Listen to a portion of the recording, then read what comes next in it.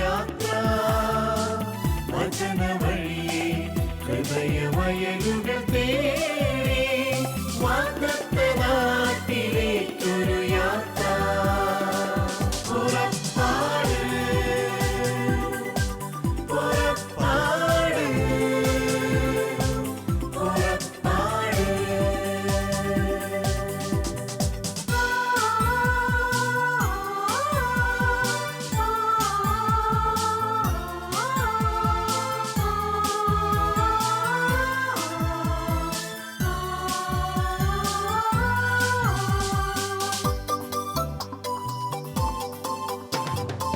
ഇസ്രായേലിനെ മോശ നയിച്ചതുപോലെ മിശിഹാനാഥൻ നമ്മെ നയിക്കും യാത്ര. ഇസ്രായേലിനെ മോശ നയിച്ചതുപോലെ മിശിഹാനാഥൻ നമ്മെ നയിക്കും യാത്ര. മരുഭൂച്ചൂടിൽ തളരും മനസ്സുകളിൽ സ്നേഹത്തെളിനീർ പെയ്തിറങ്ങും യാത്ര. പുറപ്പാട് പുറപ്പാട് പുറപ്പാട്. ഷാലോം ടിവിയുടെ പുറപ്പാടിൻ്റെ മറ്റൊരു എപ്പിസോഡിലേക്ക് എല്ലാവരെയും സ്നേഹത്തോടെ സ്വാഗതം ചെയ്യുന്നു. മരണശേഷം എന്ത്, സ്വർഗവും നരകവും എന്നത് മനുഷ്യൻ്റെ ചോദ്യചിഹ്നങ്ങളിൽ എന്നുമുള്ള കാര്യങ്ങളാണ്. ബഹുമാനപ്പെട്ട മാണിപ്പറമ്പിലച്ചനോട് ഇന്ന് നമുക്ക് ഇതേക്കുറിച്ച് ചോദിക്കാം. നമുക്ക് അച്ഛൻ തരുന്ന വിശദീകരണങ്ങൾ ശ്രദ്ധയോടെ ശ്രവിക്കാം. എന്താണ് നരകം? എന്താണ് സ്വർഗം? മരിക്കുമ്പോൾ നമുക്ക് എന്ത് സംഭവിക്കുന്നു? ആദ്യമേ തന്നെ പറയട്ടെ, മരണത്തിൻ്റെ ഇപ്പുറത്താണ് ഞാൻ നിൽക്കുന്നത്. മരണത്തിൻ്റെ അപ്പുറത്തുള്ള കാര്യത്തെക്കുറിച്ചാണ് ഞാൻ പറയുന്നത്. അതിനാൽ എൻ്റെ അറിവുകൾക്ക് ഒരുപാട് പരിമിതിയുണ്ട്. പിന്നെ എന്ത് വെളിച്ചത്തിലാണ്, എന്തിൻ്റെ അടിസ്ഥാനത്തിലാണ് ഞാനിത് പറയുന്നത്? യേശു വെളിപ്പെടുത്തിയതും സഭ പഠിപ്പിച്ചതുമായ കാര്യങ്ങളുടെ വെളിച്ചത്തിൽ സംസാരിക്കാൻ പറ്റൂ. കാരണം മരണത്തിൻ്റെ അപ്പുറത്ത് നിന്ന് ഇപ്പുറത്ത് വന്ന് കാര്യങ്ങൾ വെളിപ്പെടുത്തിയവൻ ഒറ്റ ആളേ ഉള്ളൂ, അത് യേശുവാണ്. അവൻ്റെ പ്രബോധനങ്ങൾ വെളിച്ചത്തിലും സഭ അത് മനസ്സിലാക്കിയതിൻ്റെ വെളിച്ചത്തിലുമേ നമുക്കത് സംസാരിക്കാൻ പറ്റൂ. അതിനാൽ കത്തോലിക്ക സഭയുടെ മതബോധനം എന്ന ഗ്രന്ഥത്തിൽ ഞാൻ ഈ പറയുന്ന കാര്യങ്ങൾ വളരെ വ്യക്തമായി അവതരിപ്പിച്ചിട്ടുണ്ട്. ഞാനത് ചുരുക്കി അവതരിപ്പിക്കുകയാണ്. മരിക്കുമ്പോൾ എന്ത് സംഭവിക്കുന്നു? രണ്ട് തലങ്ങളിൽ നിന്നുകൊണ്ട് ഞാൻ പറയാം. രണ്ടും ഒരേ സംഗതി തന്നെ, പക്ഷെ മനസ്സിലാക്കാൻ എളുപ്പത്തിന് രണ്ട് വിശദീകരണങ്ങൾ ഞാൻ നൽകാം. രണ്ടും ഒന്നിലേക്ക് തന്നെയാണ് നയിക്കുന്നത്. മരിക്കുമ്പോൾ ഉടനെ സംഭവിക്കുന്നത് ആത്മാവ് ശരീരത്തിന് വേർപെടും. ശരീരം അഴുകാൻ തുടങ്ങും. ആത്മാവ് ദൈവത്തെ കാണാൻ വേണ്ടി പോകും. അങ്ങനെ പോകുമ്പോൾ, മരിക്കുമ്പോൾ തന്നെ ആദ്യത്തെ വിധി, തനത് വിധി എന്ന് പറഞ്ഞാൽ വിധി നടക്കുകയാണ്. വിധി അപ്പം തന്നെയാണ് തനത് വിധി. ഒരു ഉദാഹരണം പറഞ്ഞാൽ, ധനവാന്റെയും ലാസറുടെയും കഥ പറയുമ്പോൾ ധനവാൻ അഗ്നിതടാകത്തിലേക്ക് കൊണ്ടുപോകപ്പെട്ടു എന്നാണ് അവർ. ലാസർ അബ്രാഹത്തിൻ്റെ മടിത്തട്ടിലേക്ക്. അപ്പോൾ വിധി അപ്പം തന്നെ കഴിഞ്ഞു. അബ്രാഹത്തിൻ്റെ മടിത്തട്ട് എന്ന് പറയുന്നതാണ് ഈ ആത്മാവ് സ്വർഗത്തിലേക്ക് പോകുന്ന വഴി. മറ്റത് ഈ അഗ്നിതടാകം എന്ന് പറയുന്ന നരകത്തിലേക്ക്.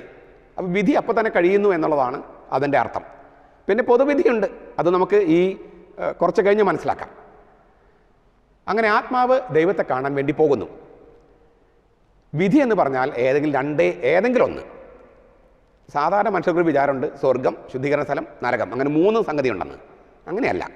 വിധി എന്ന് പറഞ്ഞാൽ ഒന്നുകിൽ സ്വർഗം അല്ലെങ്കിൽ നരകം. ഐദർ ഓർ, ഒന്നുകിൽ സ്വർഗം അല്ലെങ്കിൽ നരകം. സ്വർഗത്തിലേക്ക് വിധി കിട്ടിയെന്ന് കരുതുക. സ്വർഗത്തിലേക്ക് വിധി കിട്ടിയാലും ദൈവത്തെ കാണാൻ പുണ്യപരിപൂർണത വേണം, ഹൃദയപരിശുദ്ധി വേണം. ഹൃദയശുദ്ധിയുള്ളവർ ഭാഗ്യവാന്മാർ, അവർ ദൈവത്തെ കാണുമെന്നാണ് കർത്താവ് പറഞ്ഞത്. അപ്പോൾ സ്വർഗത്തിലേക്ക് വിധി കിട്ടിയാലും ദൈവത്തെ മുഖത്തോട് മുഖം കാണുക എന്ന് പറയുന്നത് അങ്ങേയറ്റം പരിപൂർണതയുണ്ടെങ്കിലേ കിട്ടൂ. അങ്ങനെ ഹൃദയപരിശുദ്ധി ഇല്ല. സ്വർഗത്തിലേക്ക് പോകാൻ വിധി കിട്ടിയെങ്കിലും ഹൃദയപരിശുദ്ധി വേണ്ടത്ര ഇല്ലെങ്കിൽ അവർക്ക് ശുദ്ധീകരണത്തിനൊരു കാലയളവ് കർത്താവ് അനുവദിക്കും. അതിനെയാണ് പർഗാട്രി എന്ന് പറയുന്നത്. പർഗേഷൻ എന്ന് പറഞ്ഞാൽ ശുദ്ധീകരണം എന്നേ ഉള്ളൂ. ശുദ്ധീകരണ സ്ഥലം എന്ന വാക്ക് അത്രയാണ് യോജിക്കുമെന്ന് എനിക്ക് സംശയമുണ്ട്. ശുദ്ധീകരണത്തിൻ്റെ കാലയളവ് എന്ന് പറയുന്നതായിരിക്കും കുറച്ചുകൂടി നല്ലത്. അവർക്ക് ശുദ്ധീകരണം പൂർത്തിയായി കഴിഞ്ഞാൽ ദൈവത്തെ മുഖത്തോട് മുഖം കാണാം. അപ്പോൾ ശുദ്ധീകരണ സ്ഥലത്തുള്ള എല്ലാവരും തന്നെ സ്വർഗത്തിലേക്ക് വിധി കിട്ടിയവരാണ്. അവർ സ്വർഗത്തിലേക്ക് പോകും ചെയ്യും. പക്ഷെ ദൈവത്തെ മുഖത്തോട് മുഖം കാണാൻ ഈ ശുദ്ധീകരണത്തിൻ്റെ ഒരു കാലയളവിൽ കടന്നു പോകണം എന്ന് മാത്രം. അവർക്ക് എങ്ങനെ ശുദ്ധീകരണം കിട്ടുമെന്നുള്ളതാണ്. നമുക്ക് നമ്മെ ശുദ്ധീകരിക്കാൻ, കർത്താവിനോട് ചേർന്ന് നമ്മെ ശുദ്ധീകരിക്കാനുള്ള നമ്മുടെ ചാൻസ്, അവസാന ചാൻസും തീരുകയാണ് മരണത്തോടെ. അപ്പോൾ മരിച്ചതിന് ശേഷം പിന്നെ എങ്ങനെ ശുദ്ധീകരണം നടക്കുമെന്നുള്ളതാണ്. പുണ്യവാന്മാരുടെ ഐക്യത്തിലും ഞാൻ വിശ്വസിക്കുന്നെന്നാണ് വിശ്വാസ പ്രമാണത്തിൽ ഒരു വകുപ്പ്. ഈ 12 വകുപ്പുകൾ 12 അപ്പസ്തലന്മാർ ഓരോരുത്തർ ഓരോന്ന് കൂട്ടിച്ചേർത്തെന്നാണ് സഭയുടെ ഒരു പണ്ടത്തെ ഒരു വിശ്വാസം. 12 അപ്പസ്തലന്മാർ ഓരോ വകുപ്പുകൾ ഓരോ അപ്പസ്തലന്മാർ കൂട്ടിച്ചേർത്തെന്നാണ്. അതിലൊരു വകുപ്പാണ് പുണ്യവാന്മാരുടെ ഐക്യത്തിലും ഞാൻ വിശ്വസിക്കുന്നു. അതിൻ്റെ ആദ്യ രൂപം പുണ്യവാന്മാരുടെ ഐക്യം എന്നായിരുന്നില്ല, പുണ്യവസ്തുക്കളുടെ ഐക്യം എന്നായിരുന്നു. എന്താണ് പുണ്യവസ്തു? കുർബാനയാണ് പുണ്യവസ്തു. കുർബാനയിൽ എന്താണ് സംഭവിക്കുന്നത്? കർത്താവിൻ്റെ ഒരേ ഒരു ശരീരവും രക്തവും എല്ലാവരും സ്വീകരിക്കുന്നു. എല്ലാവരും സ്വീകരിക്കുന്നത് ഒരേ ഒരു ശരീരമാണ്, യേശുവിൻ്റെ ശരീരവും യേശുവിൻ്റെ രക്തവും. ഒരേ ശരീരം സ്വീകരിക്കുന്നവർ ഒരു ശരീരമായി തീരും. അപ്പോൾ വിശുദ്ധ കുർബാന സ്വീകരിക്കുന്ന എല്ലാവരും പുണ്യവസ്തുവിൽ ഐക്യപ്പെടുന്നത് കൊണ്ട് യേശുവിൻ്റെ ഒരൊറ്റ ശരീരമായി മാറുന്നു. അതിനെയാണ് സഭ എന്ന് പറയുന്നത്. ഇതിലേക്ക് ഞാൻ തിരിച്ചു വരുന്നതിന് മുമ്പ് സഭ എന്നുള്ളതിന് ഒരു ഇച്ചിരി വ്യാഖ്യാനം കൂടി കൊടുത്താൽ കുറച്ചുകൂടി എളുപ്പമുണ്ട്. ഇംഗ്ലീഷ് മലയാളത്തിൽ മനസ്സിലാക്കി ഇച്ചിരി പ്രയാസമുള്ളതുകൊണ്ട് ഞാൻ ഇംഗ്ലീഷ് വാക്കുകൾ ഉപയോഗിക്കുക. ദ ഹോളി സ്പിരിറ്റ് രണ്ടും തമ്മിൽ ചെറിയൊരു വ്യത്യാസമുണ്ട്. ദ ഹോളി സ്പിരിറ്റ് എന്ന് പറയുന്നത് പിതാവ്, പുത്രൻ, പരിശുദ്ധാത്മാവ്, പരിശുദ്ധ തത്വത്തിലെ മൂന്നാമത്തെ ആളെ സൂചിപ്പിക്കാനാണ് ദ ഹോളി സ്പിരിറ്റ്. ഡെഫിനറ്റ് ആർട്ടിക്കിളോട് കൂടി ദ ഹോളി സ്പിരിറ്റ്. വിശ്വാസ പ്രമാണത്തിൽ I believe in the holy spirit എന്നല്ല, ഡെഫിനറ്റ് ആർട്ടിക്കിളോട് കൂടിയല്ല, I believe in holy spirit എന്നാണ്. എന്താണ് വ്യത്യാസം? യേശുവിൽ വിശ്വസിക്കുന്നവർക്ക് നൽകപ്പെട്ട പരിശുദ്ധാത്മാവിനെയാണ് അത് സൂചിപ്പിക്കുന്നത്. രണ്ടും രണ്ടാളല്ല. പക്ഷേ യേശുവിൽ വിശ്വസിക്കുന്നവർക്ക് യേശുവിൻ്റെ ആത്മാവ് നൽകപ്പെട്ടിരിക്കുന്നു. ആ യേശുവിൻ്റെ ആത്മാവിനെയാണ് സഭ എന്ന് പറയണേ. യേശുവിൽ വിശ്വസിക്കുന്നവർ സ്വീകരിക്കുന്ന പരിശുദ്ധാത്മാവിനെയാണ് സഭ എന്ന് പറയണേ. അതുകൊണ്ടാണ് മൗതിക ശരീരം യേശുവിൻ്റെ ശരീരമാണ് സഭ എന്ന് നമ്മൾ വിശേഷിപ്പിക്കുന്നത്. അങ്ങനെ യേശുവിൻ്റെ ഒരു ശരീരമായി തീർന്നവരെ, യേശുവിൻ്റെ ഒരു ശരീരം, ആ ഒരു ശരീരത്തിലെ മറ്റ് അവയവങ്ങൾ, ഓരോ അവയവങ്ങളും ശരീരത്തിന് ചില കാര്യങ്ങൾ സംഭാവന ചെയ്യുകയാണ്.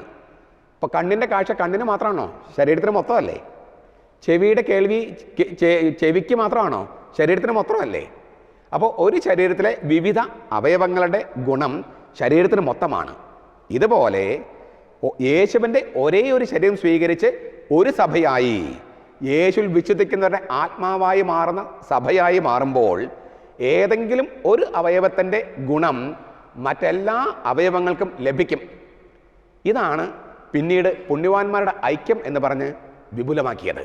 പുണ്യവസ്തുക്കളുടെ ഐക്യം പുണ്യവാന്മാരുടെ ഐക്യമായി. അപ്പം നമ്മൾ ചെയ്യുന്ന പുണ്യപ്രവർത്തികളും പ്രാർത്ഥനയും കുർബാനയും ഒക്കെ മരിച്ചവർക്ക് കൂടി ഫലവത്താകാൻ ദൈവം അനുവദിക്കുന്നു. അങ്ങനെ പൗലോസ്ലീഹ പറഞ്ഞിട്ടുണ്ട്. കോരിന്തോസ് സഭയ്ക്ക് എഴുതിയ 1-ാമത്തെ ലേഖനം 15-ാമത്തെ അധ്യായം 27-ാം വാക്യത്തിൽ, അല്ലെങ്കിൽ മരിച്ചവർക്ക് വേണ്ടി എന്തിന് ജ്ഞാനസ്നാനം സ്വീകരിക്കണം എന്ന് ചോദിക്കുന്നുണ്ട് പൗലോസ്.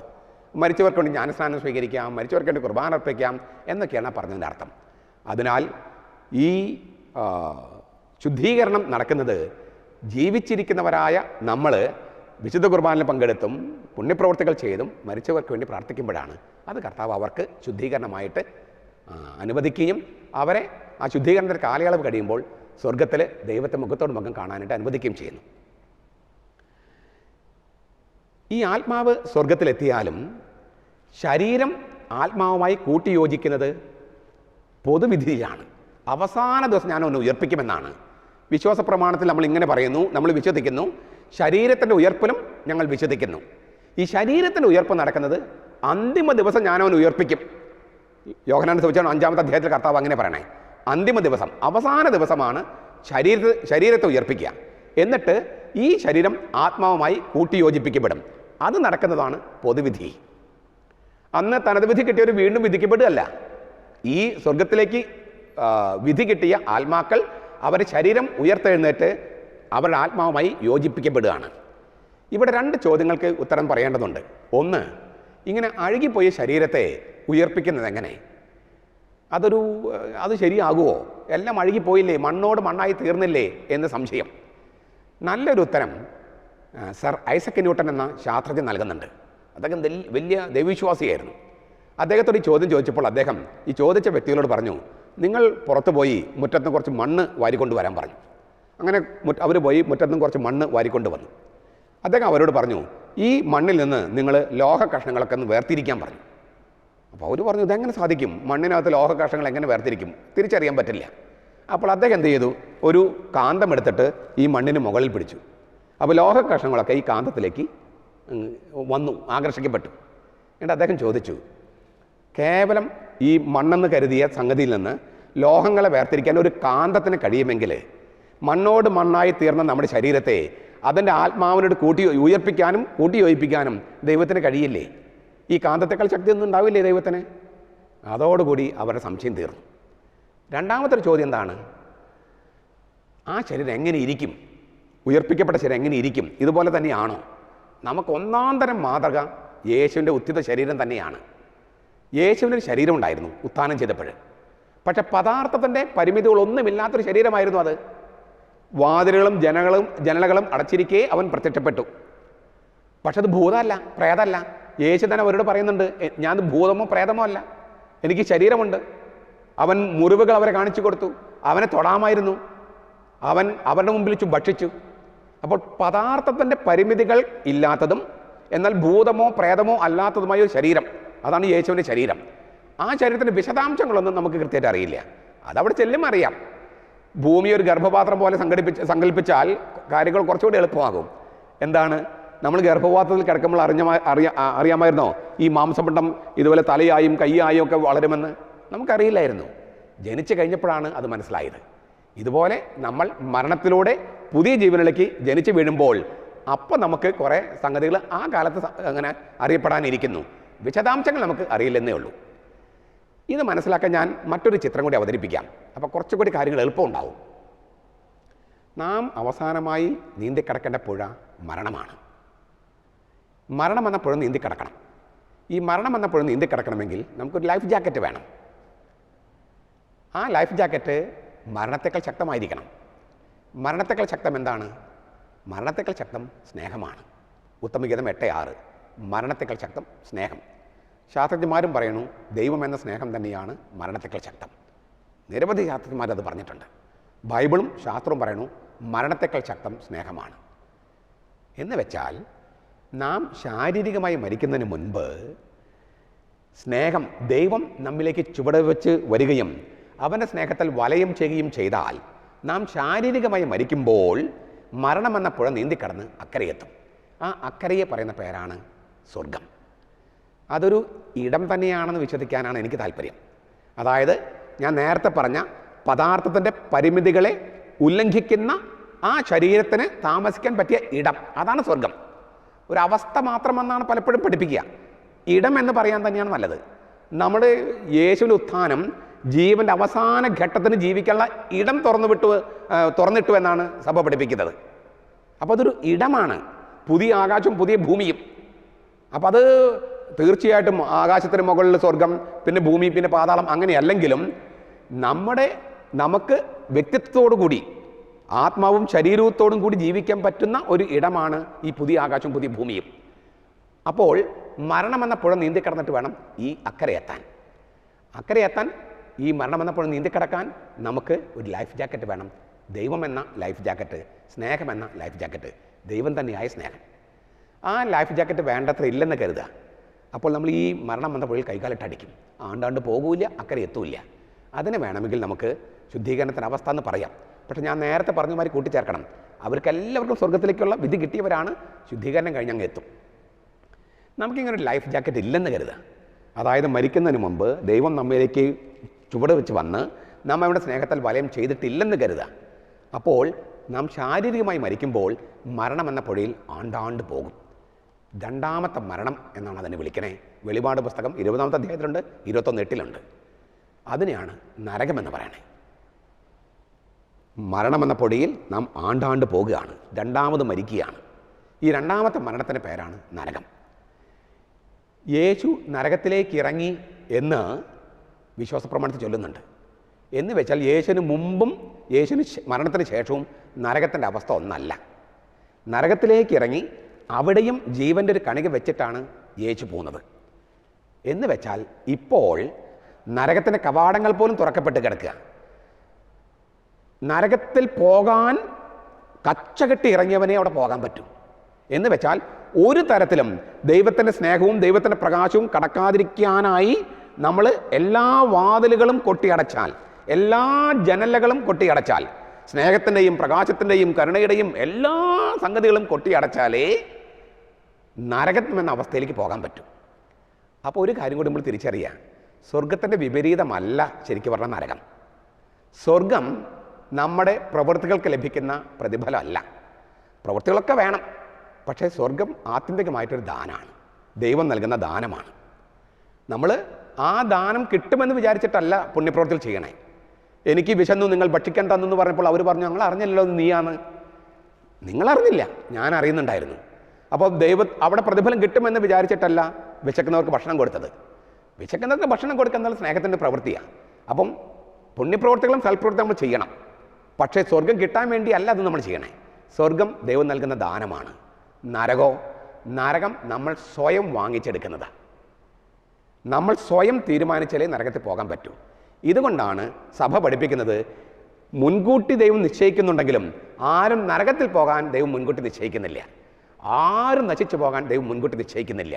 നശിക്കാൻ നമ്മൾ തീരുമാനിച്ചാൽ മാത്രമേ നടക്കൂ. ദൈവം എല്ലാവരും രക്ഷപ്പെടണമെന്നാണ് ആഗ്രഹിക്കണേ.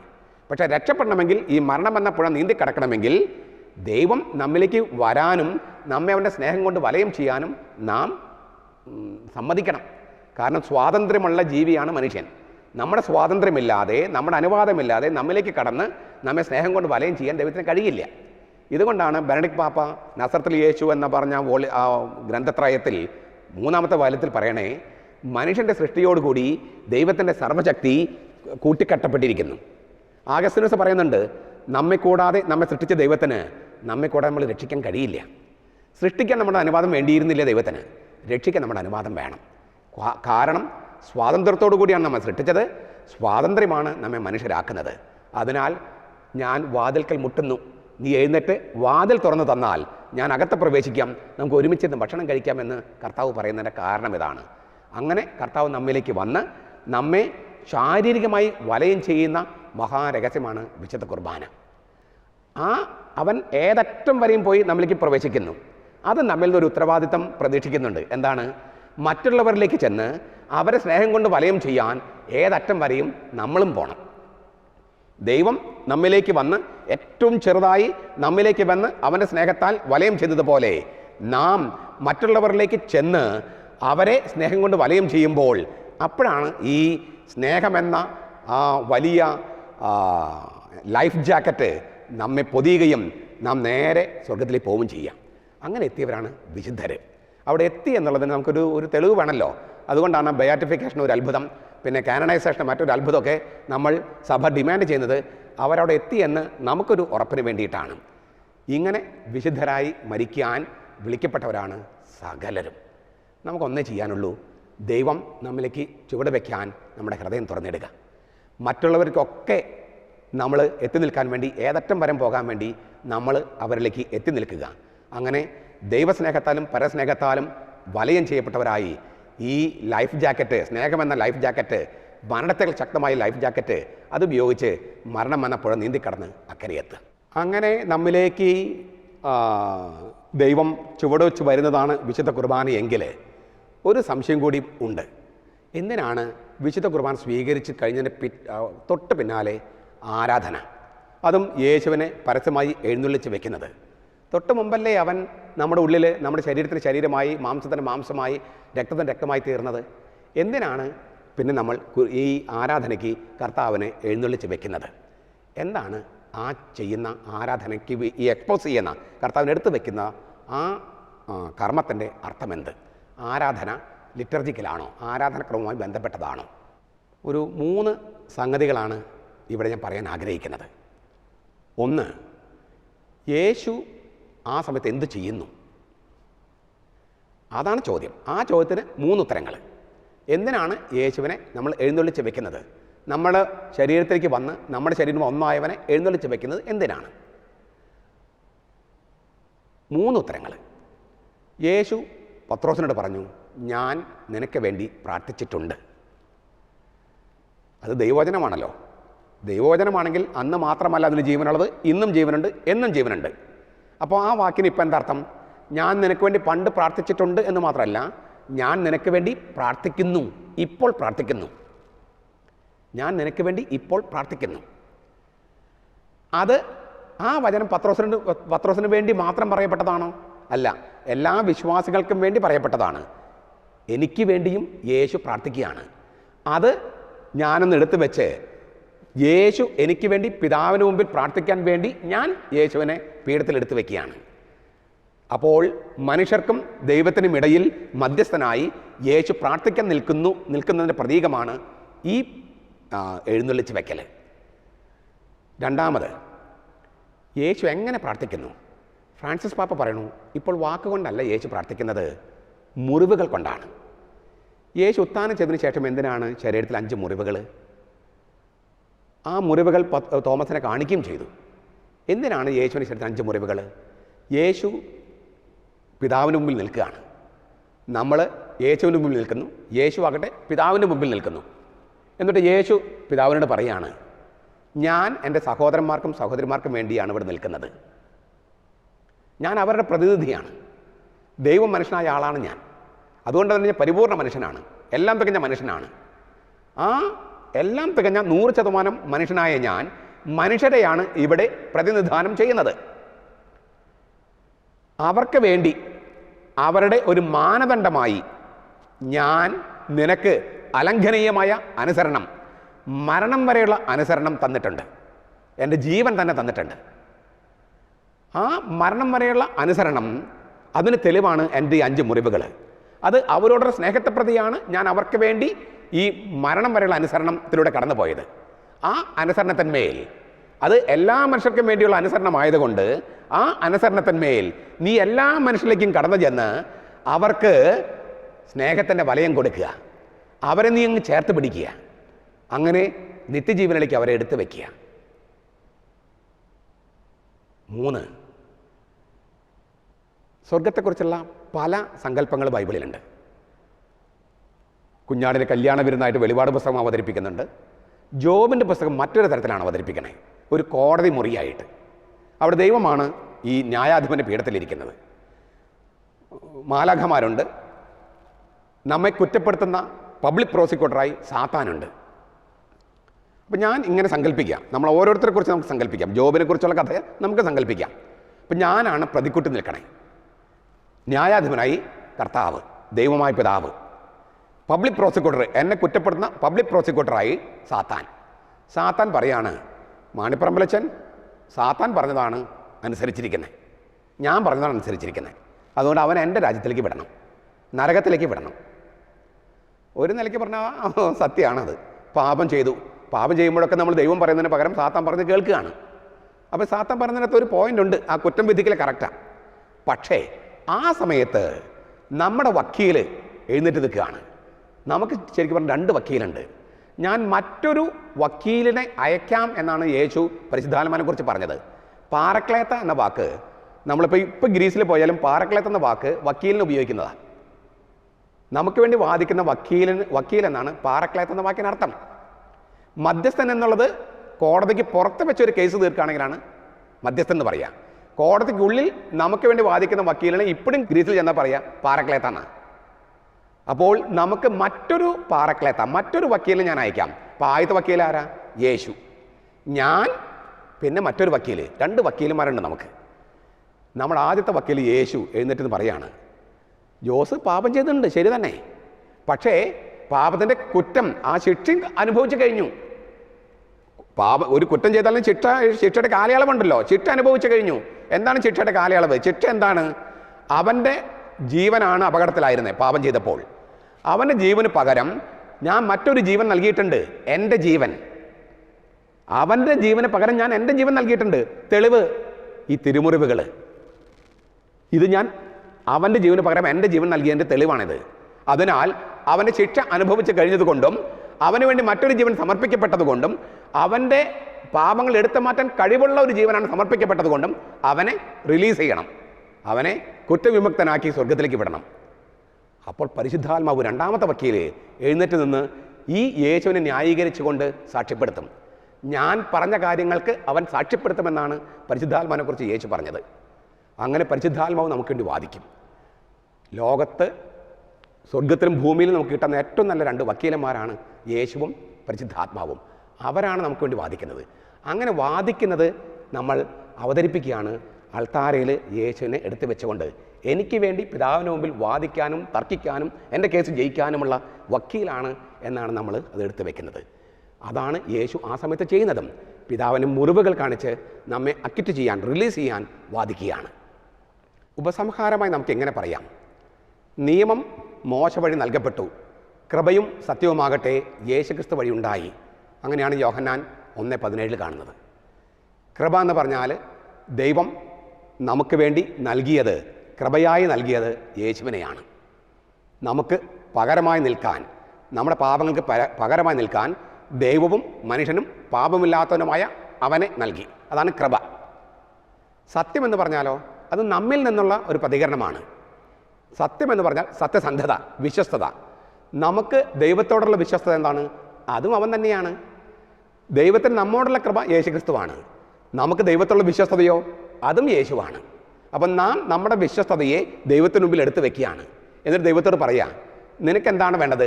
അലംഘനീയമായ ഒരു വിശ്വസ്തത, മനുഷ്യൻ്റെ അനുസരണം. അതാണ് ഞങ്ങളുടെ യേശുക്രിസ്തു. ദൈവം അവൻ്റെ കൃപ നമുക്ക് നൽകിയത് യേശുക്രിസ്തുവിലൂടെ. നാം നമ്മുടെ വിശ്വസ്തത ദൈവത്തോട് കാണിക്കുന്നത് യേശുക്രിസ്തുവിലൂടെ. അപ്പോൾ ഒരു അവസാന ചോദ്യം ചോദിക്കാം, വക്കീൽ ഫീസ് വേണ്ട ഇവർക്ക്? വേണം. യേശുവിനും പരിശുദ്ധാത്മാവിനും നമ്മൾ കൊടുക്കുന്ന വക്കീൽ ഫീസാണ് വിശ്വാസം.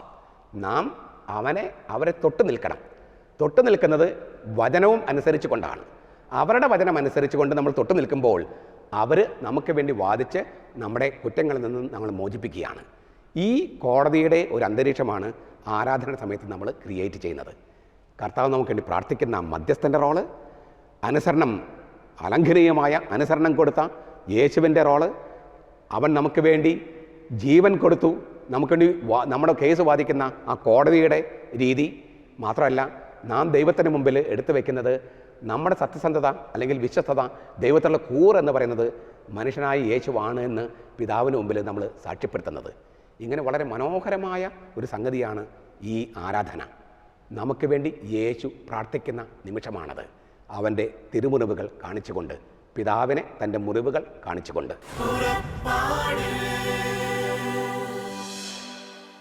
ക്രിസ്തുവാകുന്ന ലൈഫ് ജാക്കറ്റ് ധരിച്ച് മരണമാകുന്ന പുഴയെ നീന്തിക്കടന്ന് സ്വർഗമാകുന്ന സ്നേഹതീരം ലക്ഷ്യമാക്കി നമുക്ക് നീങ്ങാം.